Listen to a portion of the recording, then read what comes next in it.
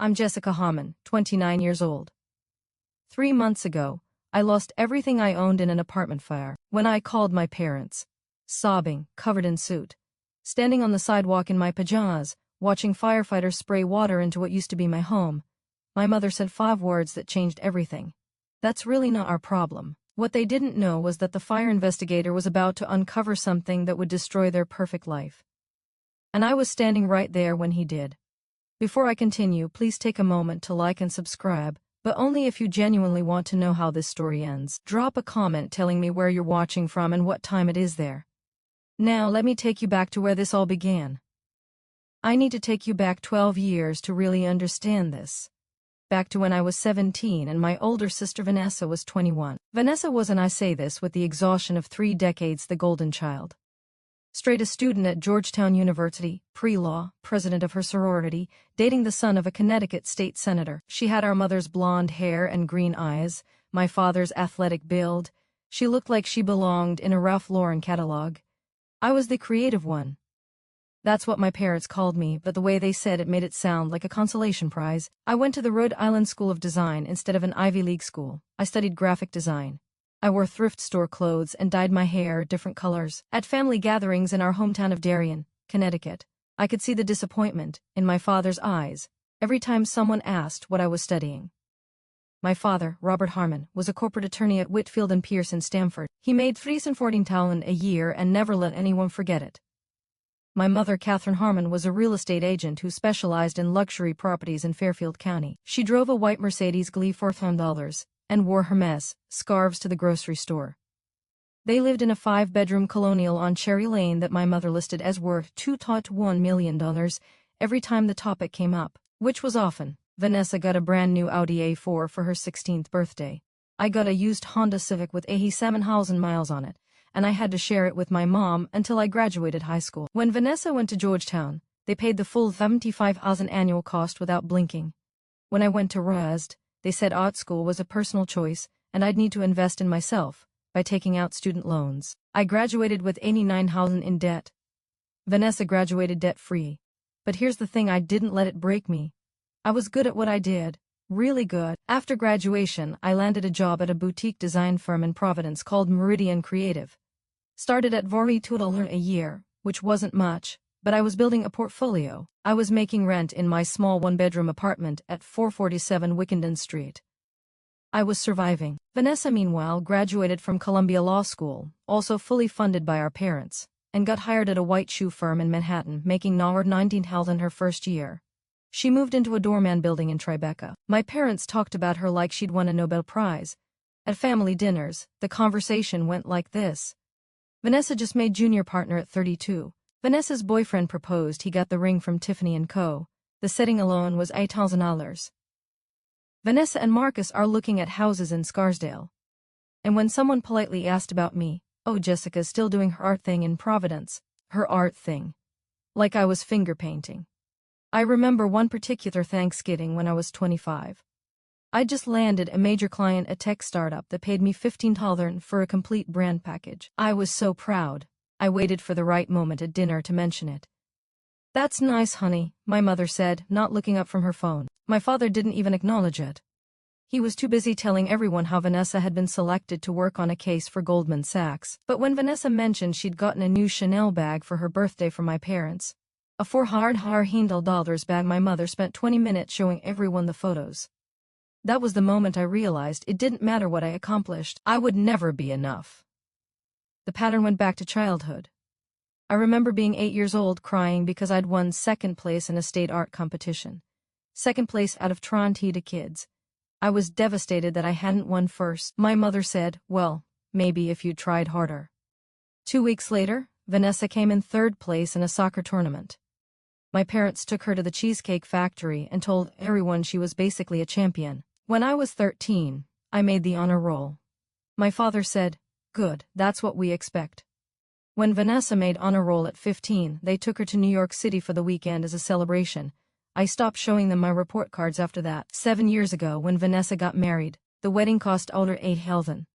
I'm not exaggerating, I saw the invoice when I helped my mother address thank you cards. The reception was at the Greenwich Country Club. 300 guests. A live band that had played at a Kennedy wedding. A Vera Wang dress that cost more than I made in 4 months. My mother asked me to be a bridesmaid, and I said yes, because I was still trying, still hoping. The dress she chose cost $18, and I had to pay for it myself. Plus alterations, shoes, hair, makeup, the bachelorette weekend in Napa Valley. All in, it cost me $400 I didn't have. I put it on a credit card.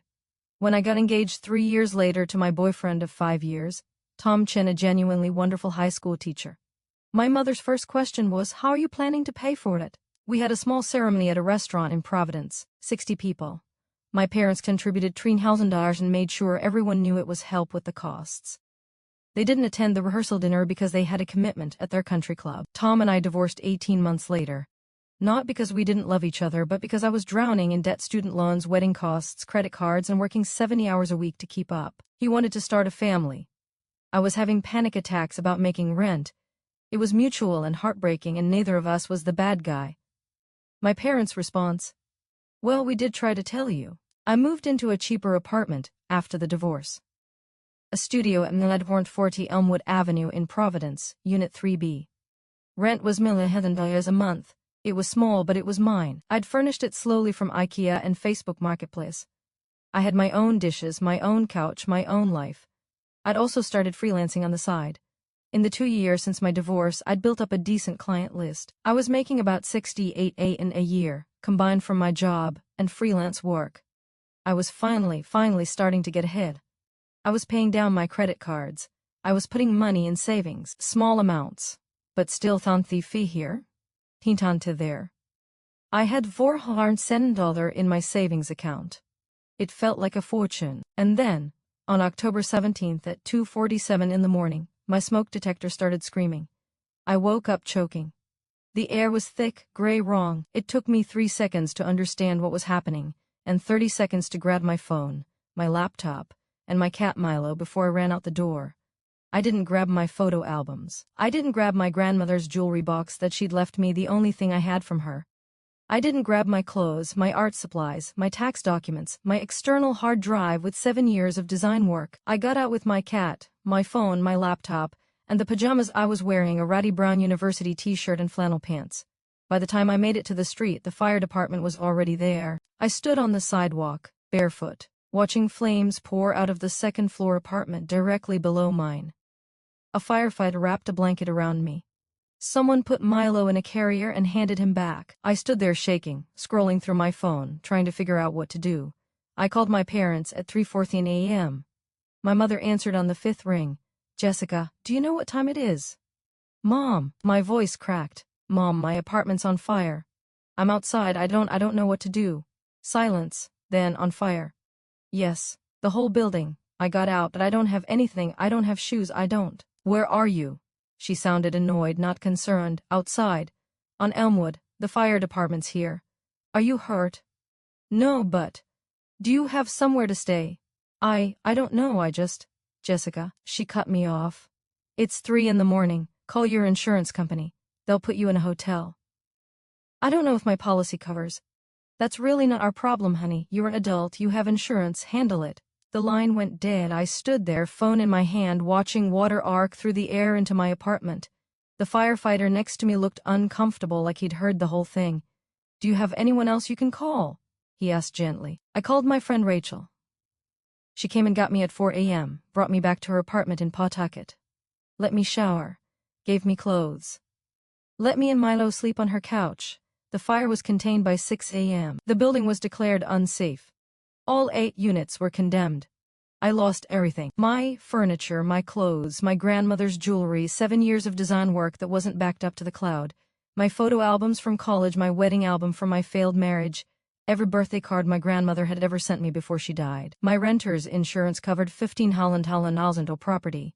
The adjuster estimated I'd lost at least 20,000 worth of stuff, but most of it I couldn't prove ownership of because the receipts had burned up too. I called my parents the next day, hoping maybe my mother had just been half asleep and confused. "Mom, I'm staying with Rachel, but I need to figure out something longer term. The insurance is going to take weeks to process and..." "Jessica, you're 29 years old. You have a job. Figure it out." I was hoping maybe I could stay in the guest room for a few weeks while I apartment hunt. Your father and I are hosting a dinner party next weekend. We have Vanessa and Marcus visiting in 2 weeks for Thanksgiving. It's really not a good time. Mom, I lost everything. And that's terrible, honey. But you're an adult. We're not responsible for your housing. That's when my father got on the line. Jessica, I've taught you to be self-sufficient. This is one of those moments where you handle your own affairs. Your mother and I have our own lives. I'm not asking you to support me. I'm asking for a place to sleep for 2 weeks. We're not a hotel, he said flatly.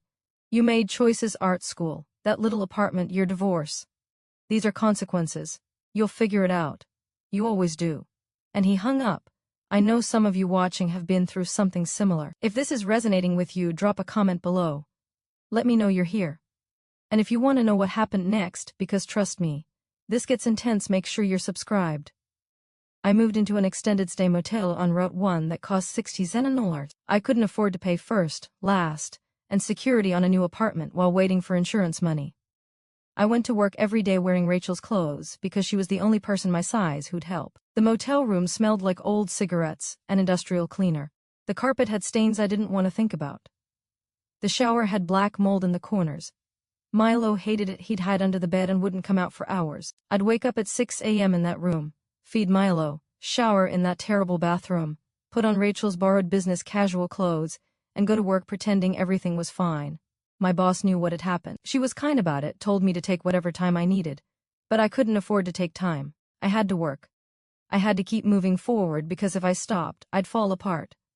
At lunch, I'd eat dollar menu items from McDonald's. I calculated that I could survive on 8 a day for food if I was strategic. Oatmeal for breakfast, $1.29, menu burger for lunch, trees, ramen and a banana for dinner, 260 plus tax. I lost 20 pounds in 3 weeks. At night I'd lie in that motel bed, staring at the water-stained ceiling, doing math in my head. $67, 7 nights equals $469 per week, times 4 weeks equals $1.8 at 76 per month. Plus food, plus gas, plus Milo's food and litter, plus my phone bill, plus my student loan payment, which didn't stop just because I'd lost everything. I was burning through my savings and insurance money trying to survive. And every time I looked at my phone, I'd see Vanessa's Instagram posts. Pictures of her perfect apartment, her perfect life. A photo from a spa day with the caption, Self-Care Sunday. She'd posted that the same day I'd spent 3 hours in a laundromat washing the clothes Rachel had lent me because I couldn't afford to keep borrowing without returning them clean. My colleagues at Meridian Creative took up a collection. They raised my $100. I cried in the bathroom for 20 minutes when they gave it to me. Vanessa called me 4 days after the fire. Mom told me what happened. That's awful. Yeah. Are you okay? I'm living in a motel van. Oh. Pause. Well, I'm sure you'll land on your feet, you always do. Do I? I mean, you're resourceful. I wanted to scream. Instead I said, Vanessa, did you ever wonder why I'm resourceful? Because I've never had a choice. That's not fair, Jess. Mom and Dad helped you. They gave me 3,000 for my wedding. They gave you 211 in Holland. That's different. Marcus and I had a proper wedding. Right, proper. Don't be like this. I'm trying to be supportive. Then support me. Can I stay with you for a week while I figure things out? Long pause. We just redid the guest room. The contractors aren't done. There's paint fumes and... Forget it. I hung up. 3 weeks after the fire, I was still in the motel. My insurance had paid out $15,000, but after replacing basics clothes, laptop backup, toiletries, cat supplies, basic furniture for whatever apartment I eventually found, I had about $8,000 left. Not enough for a deposit and moving costs in Providence's tight rental market. That's when the fire investigator called. The discovery. His name was Lieutenant Marcus Webb from the Providence Fire Department's Investigation Division. He called me on November 8th at 10:03 a.m. Miss Harmon, this is Lieutenant Webb with the Fire Investigation Unit. Do you have a few minutes to talk? My stomach dropped. Am I in trouble? No, ma'am. But I need to ask you some questions about the fire at 40 Elmwood Avenue. We met at a coffee shop near my office. He was in his mid-50s, tired eyes, wedding ring, the kind of guy who looked like he'd seen too much. He ordered coffee. I ordered tea I couldn't afford. He slid a folder across the table. Ms. Harmon, the fire originated in Unit 2B, directly below yours. Tenant was Kristen Yates, 64. She was home at the time but got out safely. Okay, the point of origin was determined to be the kitchen. Specifically the stove. So it was an accident. He looked at me carefully. That's what we thought initially, but when we dug deeper into the scene examination, we found some inconsistencies. He opened the folder, showed me photos of a blackened kitchen, a gas stove, burned patterns on the wall. The stove's gas line had been tampered with. Someone partially disconnected it, then turned the burner knob to the on position. Gas filled the apartment. When Ms. Yates came home and flipped the light switch, he made an explosion gesture. I felt cold. Someone tried to kill her? We're investigating that possibility, but here's where it gets interesting. He pulled out another photo. We found accelerant patterns. Someone poured gasoline in a trail from her back door to the stove. Oh my God. Ms. Yates has been very cooperative. She gave us access to her phone records, security footage from the building, everything. And something came up that involves you. My hands went numb. What? He pulled out a printed text message exchange. These are from Ms. Yates's phone. Messages with your sister, Vanessa Harmon Ashford. Do you know why your sister would have Ms. Yates's phone number? I stared at the messages. They were from 6 weeks before the fire. Vanessa, is the plan still on for October 17th? Kristen, yes. I'll be out of town that weekend like you asked.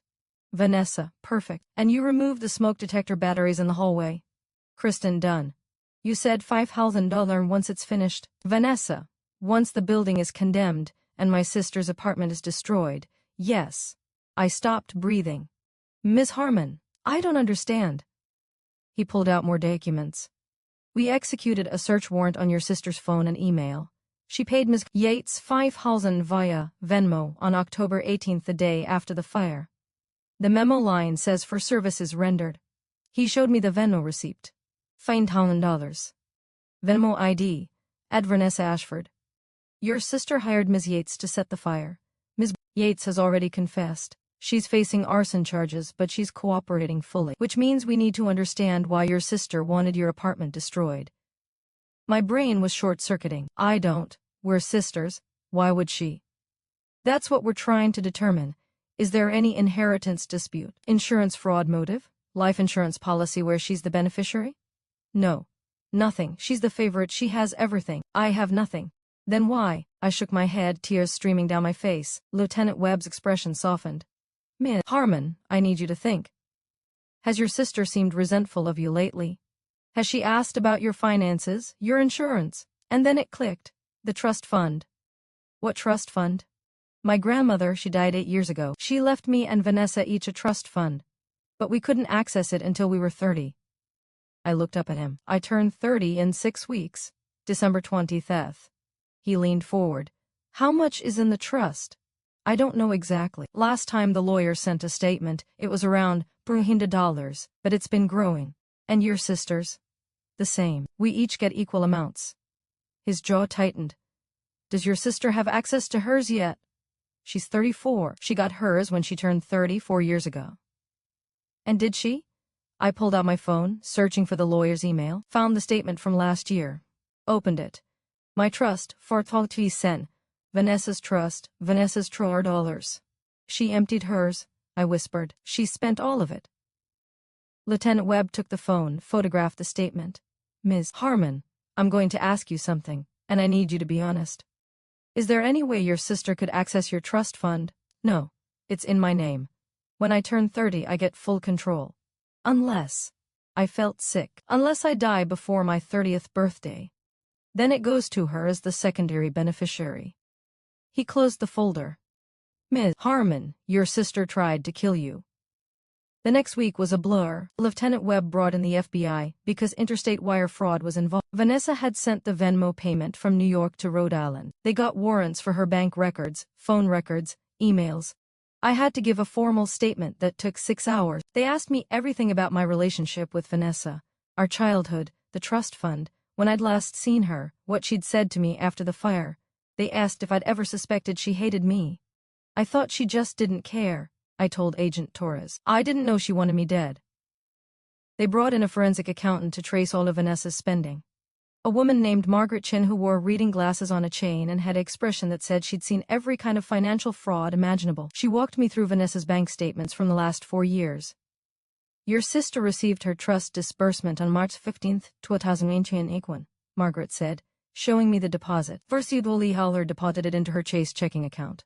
Okay, By March 20 and 16 days later she had 89,000 left. How?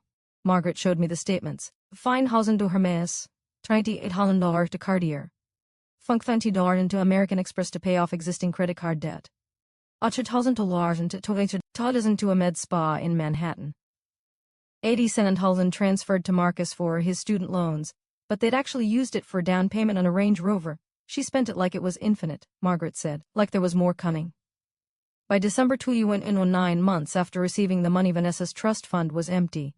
She had $300 in her checking account, and 21 cents in credit card debt. Then it gets worse, Margaret said. She showed me a loan application from February 2022. Vanessa and Marcus had lied about their income to get approved for a $10 home equity line of credit on their Tribeca apartment. They'd used that money to maintain their lifestyle for another year. Designer clothes, expensive restaurants, a trip to St. Bart's that cost $20 for 1 week. By October 2024, the month of my fire, they were drowning. The home equity line was maxed. Credit cards were in default. Marcus's law firm was auditing his billable hours because they suspected he was inflating his timesheets to get bigger bonuses. They needed money desperately, and my 30th birthday was 64 days away. What they found was worse than I imagined. Vanessa had spent her entire $400 trust fund in 4 years. Hermes bags, Cartier jewelry, a beach house rental in the Hamptons for 3 summers at $18,000 per summer, a Range Rover she'd totaled and replaced, private trainers, a med spa membership that cost $1,000 a month. She and Marcus were drowning in debt. Credit cards maxed at $100. They'd taken out a home equity line of credit for $100 that they'd blown through. Marcus's law firm was investigating him for billing fraud. They needed money, fast, and I was about to inherit further wars. The FBI agent assigned to my case was a woman named Special Agent Diana Torres. She was brilliant, thorough, and absolutely furious on my behalf. Your sister researched this extensively, she told me in her office, showing me printed Google searches from Vanessa's computer. She looked up how to make a fire look accidental, arson investigation techniques, surviving family members' trust fund inheritance, statute of limitations, arson, Rhode Island. She planned this for at least 3 months. She found Kristen Yates through a friend of a friend who mentioned Ms. Yates was struggling financially after a divorce. She cultivated the relationship, offered her money, and convinced her this was just insurance fraud, that you wouldn't be home, that you'd be fine, that you'd actually benefit from the insurance payout. But I was home. I could have died. Yes. Agent Torres looked me in the eye. Your sister knew you'd likely be home. The fire was set at 2:47 a.m. on a Tuesday night. She gambled that you'd either die in the fire, or, if you escaped, you'd be traumatized enough that you'd come running to your parents for help. I don't understand. We found emails between your sister and your mother, Ms. Harmon. She turned her computer screen toward me. Catherine Harmon to Vanessa Harmon Ashford, October 10th. Are you sure this is necessary? It seems extreme. Vanessa to Catherine. Mom, Jessica is about to get $400,000. Have you seen how she lives? She'll waste it on her artsy friends and rescue cats. She doesn't deserve it. Grandma Ruth was senile when she made that trust equal. She meant to give me more. I was always her favorite. Catherine to Vanessa. What do you need me to do? Vanessa to Catherine. When it happens, don't let her move home. She needs to be desperate. If she has nowhere to go, no money, no support, she might do something stupid. And if something happens to her before her birthday. Catherine to Vanessa. I understand. Your father and I will handle it. I read it 3 times. Then I stood up and vomited in Agent Torres's trash can. My mother knew. My mother helped. There's more, Agent Torres said quietly. She showed me text messages between my father and Vanessa from October 18th, the day after the fire. Robert Harmon, she called, crying. I told her to handle it herself. Vanessa, perfect. Keep the pressure on. She can't think straight if she's desperate. Robert, when will this be resolved? Vanessa, give it 4 more weeks. The stress alone might do it. She's fragile. Robert, and if it doesn't, Vanessa, then we have a backup plan. What's the backup plan? I whispered. Agent Torres showed me emails from Vanessa to a man named Derek Price. Subject line, consultation. Derek Price had a criminal record: assault, extortion, witness intimidation. He lived in Providence. Vanessa had paid him $3,000 as a retainer on October 5th. We've arrested Mr. Price, Agent Torres said. He's cooperating. He says your sister hired him to scare you into making bad decisions. His words, he was supposed to mug you, rough you up a little, make you feel unsafe. The goal was to trigger a mental health crisis. So I'd kill myself, or have an accident, or just disappear. Your sister didn't seem particular about the method, as long as you didn't make it to your 30th birthday. I sat there numb, as Agent Torres walked me through the federal charges: conspiracy to commit arson, attempted murder, wire fraud, conspiracy to commit assault. My parents were being charged as accessories. We're arresting them today, she said. All three. Would you like to be there? Where? They're having Thanksgiving dinner at your parents' house. We're executing the arrest warrant at 4 p.m. I looked at my phone. November 20th. Thanksgiving. Yes, I said, I want to be there. What would you do in this situation? Comment 1, if you'd want to be there for the arrest. 2, if you'd want nothing to do with them ever again.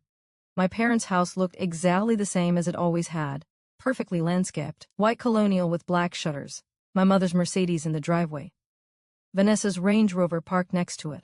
I sat in Agent Torres's car, watching through the window as my family sat down to Thanksgiving dinner at 3:47 p.m. I could see them through the dining room window. My mother at one end of the table, my father at the other, Vanessa and Marcus across from each other. A turkey, candles, wine glasses, the Norman Rockwell painting of a family. At exactly 4 p.m., 6 FBI agents and 2 Providence police detectives walked up to the front door.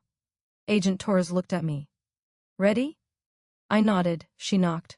My mother answered, smiling, probably expecting a neighbor. The smile died when she saw the badges. Catherine Harmon, Vanessa Harmon Ashford, Robert Harmon, you are under arrest for conspiracy to commit arson, attempted murder, and wire fraud. My mother's face went white. What?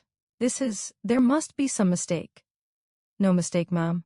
Please step outside. That's when Vanessa appeared behind her. She saw the agents, saw the police, and her eyes found mine in the car. Her face did something I'd never seen before. It crumpled, like a mask falling off. Jess, she said. Jess, please. I can explain.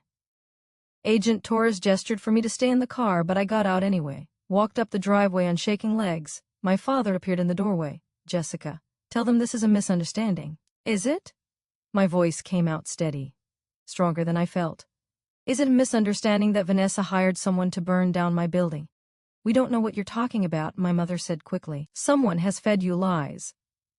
Agent Torres held up her phone. We have the text messages, Mrs. Harmon. We have your emails. We have the Venmo receipts, the bank transfers, the phone calls. We have Kristen Yates's full confession. We have Derek Price's testimony. Vanessa started crying. It wasn't supposed to go this far. You weren't supposed to be home, Jess. I told Kristen to make sure you weren't home. You told her to set the fire at 2:20 a.m. When did you think I'd be? At a club? I thought you'd smell the smoke and get out. I thought you'd be fine, and the insurance would cover everything and you'd actually be better off. You thought I'd die, and you'd get my trust fund. Silence. Marcus stepped out onto the porch. Vanessa, stop talking. Don't say another word. But she couldn't stop. You don't understand the pressure we're under. We owe $3.45. Marcus's firm is auditing him. We're going to lose the apartment. Everything we've built. So you tried to kill me. I didn't think it would actually hurt you. She was screaming now, mascara running down her face. You always land on your feet. You're resourceful. You would have been fine. I lived in a motel for 3 weeks. I lost everything I owned. I had 60 cents to my name. And we couldn't help you. My mother jumped in, her voice shrill. We couldn't, because Vanessa needed us to keep you desperate so you'd. She stopped. So I'd what, Mom? Kill myself? Have a breakdown? My mother's face hardened. You were always so dramatic. This is exactly what I'm talking about. Agent Torres stepped forward. Ma'am, you're under arrest. You have the right to remain silent. I suggest you use it. They handcuffed my mother first. She twisted to look at me as they walked her to the police car. You're really going to let them arrest your own mother? Over money? Over attempted murder, Mom. There's a difference. They handcuffed Vanessa next. She collapsed to her knees on the driveway, sobbing. Please, Jess. Please, I'm sorry. I'm so sorry. Don't let them do this. You set my home on fire. I made a mistake. People make mistakes. Mistakes. I crouched down to her level, looked her in the eye. Vanessa, you spent 3 months planning to kill me. You hired 2 different people to make it happen. You involved our parents. You researched how to get away with it. That's not a mistake. That's a choice. She stared at me, tears streaming, and whispered. You were always the favorite. Grandma Ruth loved you more. She left you the same amount as me even though I was more successful. More accomplished, more. More of what? More entitled. Agent Torres pulled Vanessa to her feet. Miss Harmon Ashford, you have the right to remain silent. They arrested my father last. He didn't cry, didn't protest, just looked at me with cold eyes and said, I hope you're proud of yourself. You've destroyed this family. No, Dad. You destroyed this family. I'm just the one who survived it. As they put him in the police car, my mother started screaming from the back seat. She owes us anyway. We raised her. We fed her and clothed her. That money should be ours. Agent Torres closed the car door, muffling the sound. I stood in the driveway as 3 police cars drove away with my entire family inside. The turkey was still on the table. Wine still in the glasses. A neighbor, Mrs. Patterson, from 2 doors down, walked over. Jessica, honey, are you all right? What on earth happened? I looked at her concerned face, at the perfect houses on this perfect street. Just some family drama, Mrs. Patterson. Happy Thanksgiving. I got back in Agent Torres's car and we drove away. The trial happened fast. Federal prosecutors don't mess around when they have airtight evidence, but the legal process still took months.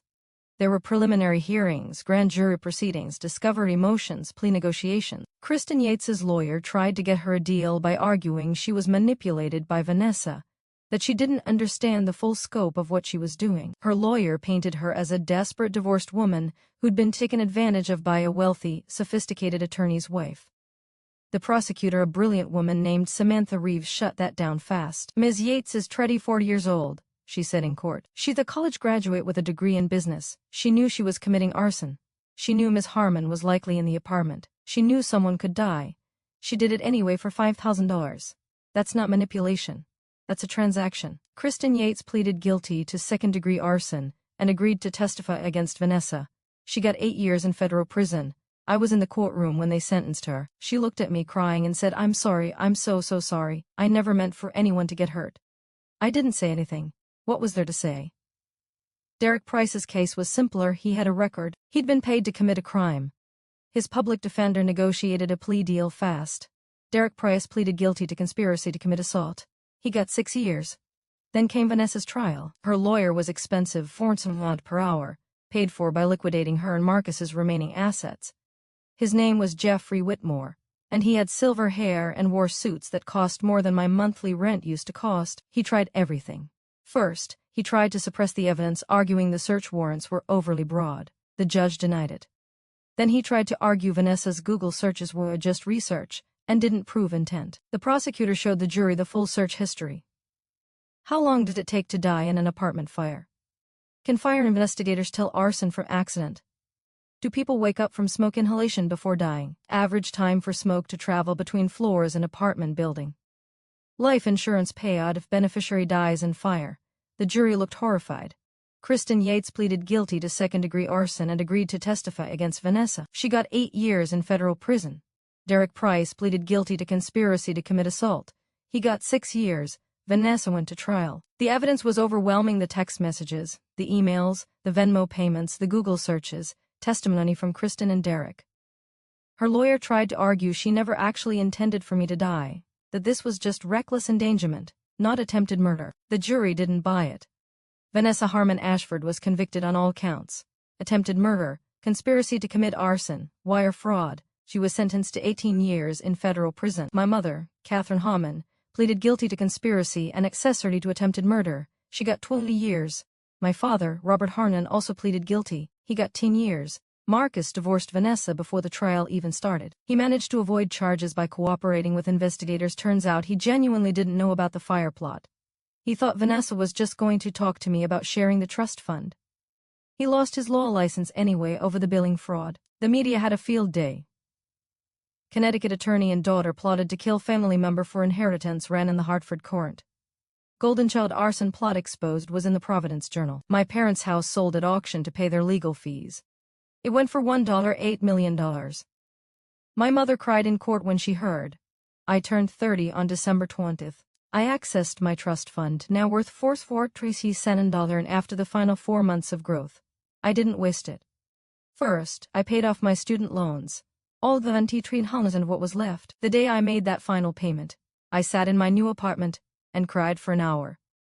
Then I put $100 in the alarm. in a high-yield savings account and investment funds for long-term security. I used 50,000 as a down payment on a small two-bedroom condo in the Fox Point neighborhood of Providence. It has exposed brick, huge windows, and it's mine. No landlord, no fire risk, it's concrete construction. I can paint the walls any color I want. I bought myself a reliable car, a Honda CR-V, nothing fancy, but it's new and paid in cash.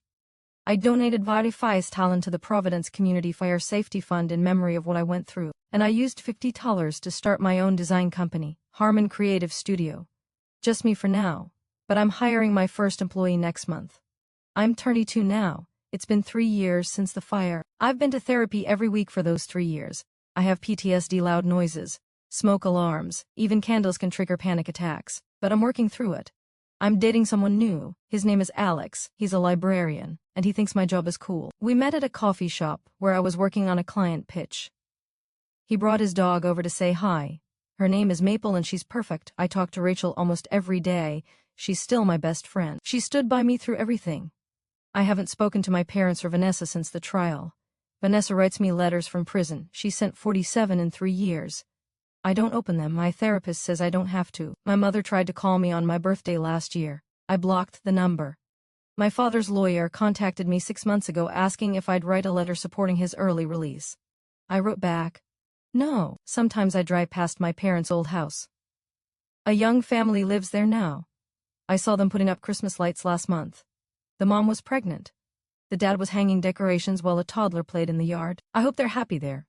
I hope that house has better energy now. People ask me if I feel guilty, if I regret turning in my own family. The answer is no. They didn't try to steal from me. They tried to murder me. And when I was homeless and terrified and had nothing, they slammed the door in my face. That's not family. My grandmother Ruth used to tell me, Jessica, real love isn't about blood. It's about who shows up when you're at your lowest. Rachel showed up. My coworker showed up. Agent Torres showed up. Alex and Maple show up. My parents and sister.